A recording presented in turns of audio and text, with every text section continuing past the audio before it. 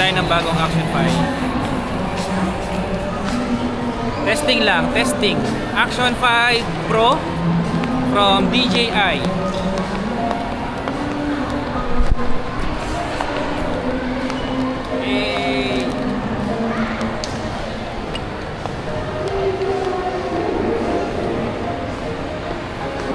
Naka 4K 30 FPS tayo.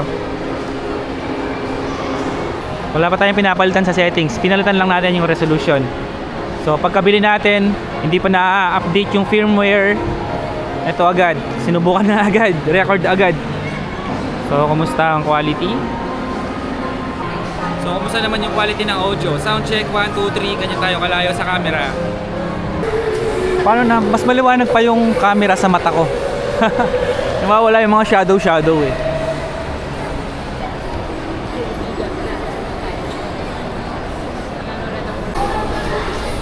Okay, labas naman tayo. Testingin natin sa labas, sa low light. At galing pa rin, liwanag pa rin kahit madilim.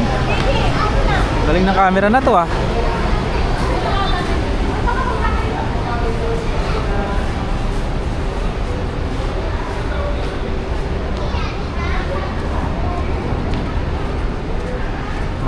Magaling DJI. Kaya lang wala, kita yung ulap oh. Pero yung mata ko hindi nakita yung ulap, pero yung camera kita pa rin.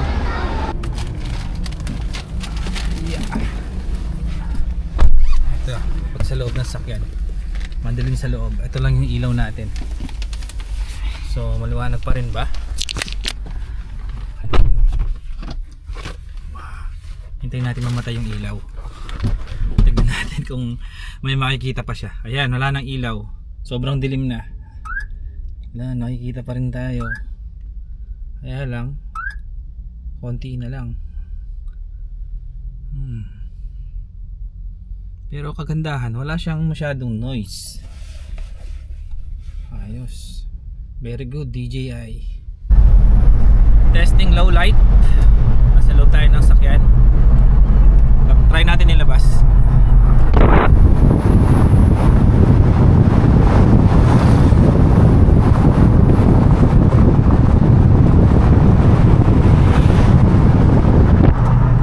Ayos ba? Ito may bridge dito, Bamban Bridge. Tignan natin kung maganda kuha niya sa gabi.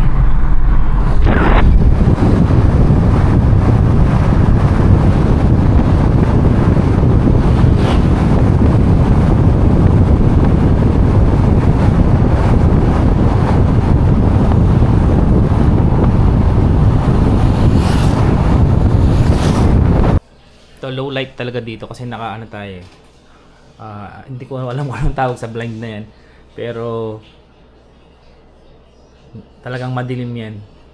Pero kahit madilim sa loob ng kwarto, ito ang liwanag sa camera. Kaloy, hello.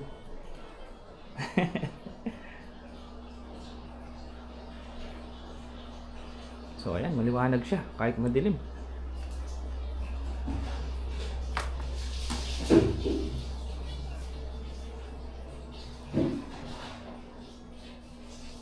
May mga helmet natin, no?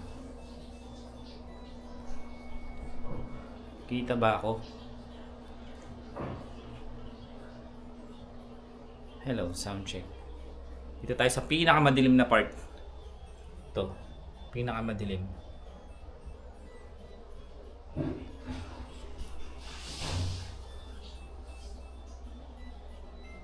Kumusta ang stabilization habang naglalakad sa madilim? Subukan natin tumakbo.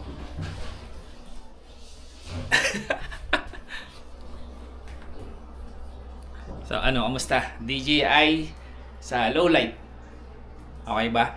Pero para sa akin, mas maganda pa rin ang Osmo Pocket 3. Ito. Ang ating DJI Osmo Pocket 3 sa low light. Pinaka best pa rin ito. Problema lang kasi dito, ang hirap gamitin nito dahil may gimbal. Napaka fragile niya. Kaya, at hindi siya waterproof, kaya bumili tayo ng Osmo Action 5. Pero sa ating mga main camera pa rin, ang GoPro ang gagamitin pa rin natin. GoPro pa rin sa kalam. Yung dalawa. Para sa helmet natin, yan pa rin ang gagamitin natin. Itong Action 5 is gagamitin natin itong Action 5 pag handheld or pag nasa baba na tayo ng motor. Alright?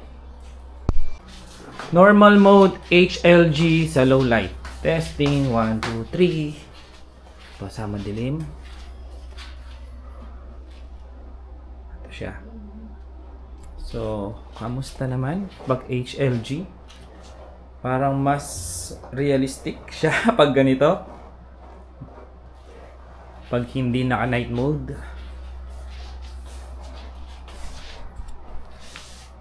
Testing HLG. HLG, o nga pala, 10-bit na to. Tapos naka high bit rate tayo ngayon na 4K 30 FPS na naka rocksteady. Ayan ang settings natin. So, okay ba ang HLG? So, itong HLG, kailangan pa natin i-color grade ito. Pero try natin na walang color grade. Ayan, na-upload natin siya ng walang color grade. Okay, ito. Testingin naman natin ng audio quality na gamit ang ating DJI Wireless Mic 2 na nakakonect dito sa ating DJI Action 5 Pro.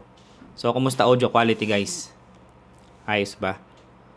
Tapos, ano tayo ngayon? Ito naman, naka 4K 30 FPS pa rin tayo na rocksteady, pero naka-D-Lag naman tayo ngayon. High bitrate pa rin. So, kumusta pag D-Lag? Ito, kailangan talagang i-color grade nito. Pero i-upload natin to ng hindi naka-color graded. Ayan. So, kita pa rin kaya ang ating cheesecake at ang ating iced coffee. Si Mrs. A. So, ito siya pag D-Lag. So, kumusta? Okay pa rin ba? So, abangan nyo guys. Ito na gagamitin natin na second camera natin kapag wala na tayo sa motor, kapag nasa baba na tayo ng motor. So, para makita nyo kung gaano ka talaga kaganda ang quality nitong Action 5 Pro. Abangan nyo sa ating main channel. Search nyo lang J4 or J4 Travel Adventures. Search nyo sa YouTube. Doon natin i-upload. Alright? Thank you for watching. Like, share, subscribe.